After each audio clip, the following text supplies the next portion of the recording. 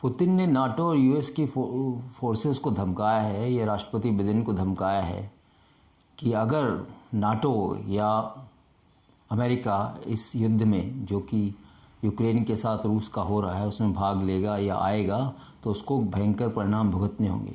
और ये सच भी है, क्योंकि ये लड़ाई जो है एक ईगो की लड़ाई है पुतिन की, जिसको उसने कर दिया है। वो चाह रहा था यूक्रेन सरेंडर कर दे, और यूक्रेन चूँकि 19 के दशक में रूस का ही एक हिस्सा था, जो यूएसएसआर था, जिसको गोर्बाचेव ने तोड़ दिया था ग्लासनोस्ट करके, सारे जो स्टेट्स हैं इंडिपेंडेंट हो गए थे, तो एक कसक बाकी रह गई थी जिसको लेने की। यूक्रेन यूरोप का दूसरे नंबर का सबसे बड़ा देश है, पहला देश रूस है जो सबसे बड़ा है, और फिर यूक्रेन। तो आप देखिए यूक्रेन जो है लड़ाई में इन्वॉल्व है सीधा सीधा, रूस उसके ऊपर अटैक किया हुआ है। नाटो जो है उसको धमका दिया गया कि आप इसमें आ नहीं सकते, अगर आओगे तो आपको विनाश का कारण आप भी खुद होगे। अमेरिका को धमका दिया, और अमेरिका ने कह भी दिया कि वो सीधे रूप से इस युद्ध में भाग नहीं लेगा। तो अब जो है यूक्रेन फंस गया है चारों तरफ से, यूक्रेन अकेला पड़ गया है। और ये पुतिन चाह रहा था कि यूक्रेन पर कब्जा कर ले, और वो होके रहेगा, क्योंकि यूक्रेन के राष्ट्रपति ने खुद ही कहा है कि दुनिया ने उसे अब अकेला छोड़ दिया अपनी लड़ाई लड़ने के लिए। तो इस धमकी का असर हुआ, कोई दूसरा देश इस लड़ाई में भाग डायरेक्टली या इनडायरेक्टली नहीं लेगा, अपने सैनिक और हथियार नहीं भेज रहा है, ये अब क्लियर हो गया। और जो है धमकी जो है वो रूस का राष्ट्रपति दे रहा है, पुतिन दे रहा है, क्योंकि उसको चीन का साथ मिल गया है। अगर आप ये देखें, चीन ने जो प्रतिबंध लगा रखे थे, आर्थिक प्रतिबंध रूस के ऊपर, वो कल उसने हटा लिए हैं। जिनपिंग और इसकी मुलाकात हुई, जिनपिंग अब साथ आ गया है, तो थोड़ी बहुत मदद जो है रूस को चीन की होगी आर्थिक रूप से। लेकिन चूँकि दोनों ओरिजिनली कम्युनिस्ट कंट्री हैं, अगर आप देखें इनकी हिस्ट्री तो दोनों ही कम्युनिस्ट कंट्री हैं, दोनों ही एक्सपेंशनिस्ट हैं। कम्युनिज़्म का बड़ा बोलबाला था, लेकिन जब डिसइंटीग्रेट हो गया यूएसएसआर तो थोड़ा कम हुआ। लोगों को उम्मीद थी कि पुतिन के आने से, चूँकि एक फ़ौजी रिटायर्ड है वो, तो कुछ डेवलपमेंट होगी और रूस जो है कम्युनिज़्म को छोड़ेगा, लेकिन ऐसा नहीं है। ये दोनों की मिली भगत है चीन की, और दुनिया को जो है नाटो देशों को और अमेरिका को ये धता बता रहे हैं।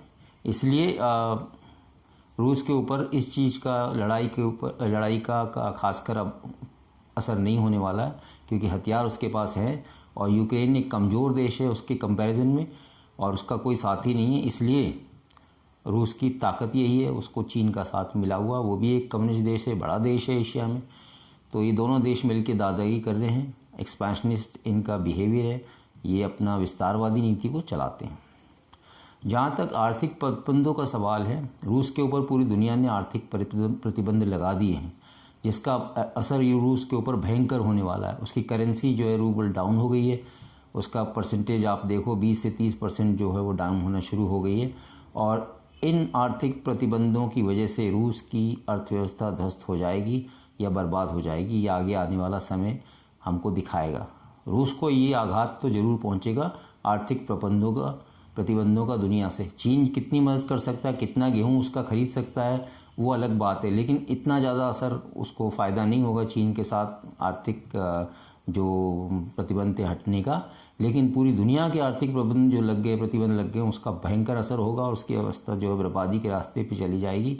क्योंकि लड़ाई में डायरेक्टली जो है यूक्रेन रूस के ऊपर अटैक नहीं कर रहा है, वो बचाव कर रहा है। इसलिए वहाँ कितना नुकसान होगा रूस में वो अलग है, लेकिन एक्सपेंसेस जो वॉर के होंगे वो तो होंगे ही, और रूस की अर्थव्यवस्था को धक्का तो पहुँचेगा। रूबल की स्थिति बहुत कमज़ोर होगी, और दुनिया के देशों के पास इसको जो है मदद मांगना ही पड़ेगा। इसी आर्थिक प्रबंधों के बीच में एक और चीज़ मैं बता दूं कि ये रूस का जो प्रोजेक्ट था, पेट प्रोजेक्ट, जो यूरोप को गैस पहुंचाने का, नॉर्ड 2, जो बाल्टिक सी में से जो अंडर सी या अंडर वाटर जो पाइपलाइन नेचुरल गैस सप्लाई करने के लिए जर्मनी में खुलना था, वो पाइपलाइन तक लगभग तैयार हो गई थी, उसका उद्घाटन होना था और प्रोजेक्ट शुरू हो जाना था काम करने के लिए। लेकिन अब इस परिस्थिति में उस पर झटका लग गया है, और हज़ारों लाखों डॉलर या करोड़ों डॉलर्स का जो है नुकसान हो गया। जिन बैंकों ने, जिन इंडस्ट्रीज़ ने, जिन बिजनेस हाउसेस ने उसमें पैसा लगाया था, वो पैसा डूब गया है। उसमें रशिया की कंपनी के भी थे, उसमें जर्मनी के लोग भी थे, और भी वर्ल्ड बैंक्स थी जिन्होंने उस पर पैसा लगाया, तो ये प्रोजेक्ट जो है शेल्व हो गया। पाइपलाइन तो है लेकिन अब वो प्रोजेक्ट जो है मामला खटाई में पड़ गया।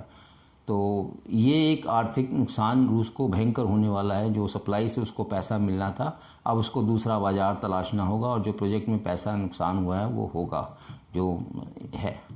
तो जहाँ तक तीसरा सवाल है कि नेटो डायरेक्टली इसमें भाग ले लड़ाई में या अमेरिका भाग ले, वो नहीं हो पाएगा, क्योंकि यूक्रेन जो है 2008 से कोशिश कर रहा है नेटो का सदस्य बनने के लिए, लेकिन इसको किसी तरह ये लोग जो है नेटो में नहीं भाग लेने दे रहे, क्योंकि ये टरका रहे थे उसको, कुछ प्रतिबंध लगा रखे थे। जो उनका कोई नेटो का रूल नंबर 5 है, जो उनका पॉलिसी है, उसके हिसाब से उसको कुछ टर्म्स एंड कंडीशन दी थी जिसको फुलफ़िल करना था, वो नहीं कर पाया, इसलिए उसको मतलब नाटो का हिस्सा नहीं बनाया। इसलिए नाटो डायरेक्टली जो है कोई सदस्य नहीं है उस देश के लिए, सीधी मिलिट्री मदद नहीं कर सकता, ना उसके लिए डायरेक्टली लड़ सकता है।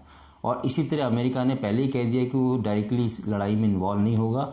तो अब जो है ये यूक्रेन अलग थलग पड़ गया है। और ख़ासकर आप ये देखें कितनी चालाकी से अमेरिका ने और रशिया ने उसको बोला था कि तुम परमाणु बम नहीं बनाओ, ना मिसाइल बनाओ, तुम्हारा चेरनोबिल प्लांट है जो जिसमें फिसाइल मटेरियल वगैरह जो होते हैं, आपको हम मदद करेंगे। अगर रूस कहता था हम प्रोटेक्ट करेंगे, अगर तुम्हारे पे कोई हमला होता है तो परमाणु मिसाइल या बम हम तुम्हें देंगे और तुम्हारी रक्षा करेंगे। लेकिन हुआ उसके उलट, रूस ने उसको बनाने भी दिया, अमेरिका ने भी नहीं बनाने दिया, और नेटो देशों ने भी उसको बनाने नहीं दिया। लेकिन आज वो ये परिस्थिति में कि ना उसके पास परमाणु हथियार है, ना उसका कोई मददगार है। तो बड़ी विषम परिस्थितियों में यूक्रेन इस समय है, और उसके अंदर भी बगावत है, क्योंकि कुछ हिस्सा रूसियों का है जो कि रूसी मूल के लोग हैं, वो भी जो है यूक्रेन के खिलाफ बगावत किए हुए हैं।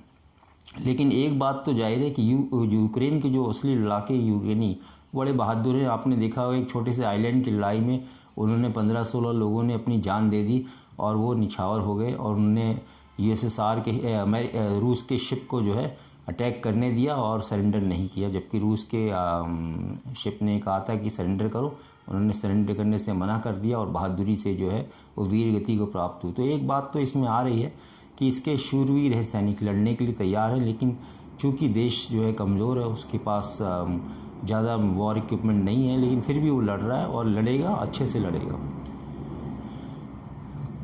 जहाँ आप ये बात कर रहे हैं जेलेंस्की की, तो जेलेंस्की का जो इनएक्सपीरियंस है या उसका जो तजुर्बा है वो बहुत कम है। 78 का जन्मा हुआ जेलेंस्की, क्या उसकी उम्र है? वो पहले टीवी चैनल में काम करता था, एक कॉमेडियन था, बड़ा सक्सेसफुल टीवी शो था उसका, जिसमें वो टीचर बनता था और लोगों को काफ़ी हंसाता था। तो अब यही आदमी जो है इसको बना दिया, यूरोपियन कंट्रीज़ ने मिलके इसको जो है वहाँ का प्रेसिडेंट बन गया। लेकिन इसके पास ना कूटनीतिक समझ है, न राजनीतिक अनुभव है, तो इंटरनेशनल रिलेशंस की तो बिल्कुल ही समझ नहीं है, और ये धोखा खा गया नेटो से भी, यूरोपीय देशों से भी और रूस से भी। अमेरिका ने तो इसको धोखा दिया ही है। तो ये मैच्योरिटी कहलाएगी या इनएक्सपीरियंस कहलाएगा जेलेंस्की का, जिसकी वजह से चूँकि अनुभवहीन है इसलिए सब कुछ हुआ। अगर उसके पास नब्ज़ टटोलने की पकड़ होती तो शायद वो बच निकलता और कुछ न कुछ जो है तरीका निकालता।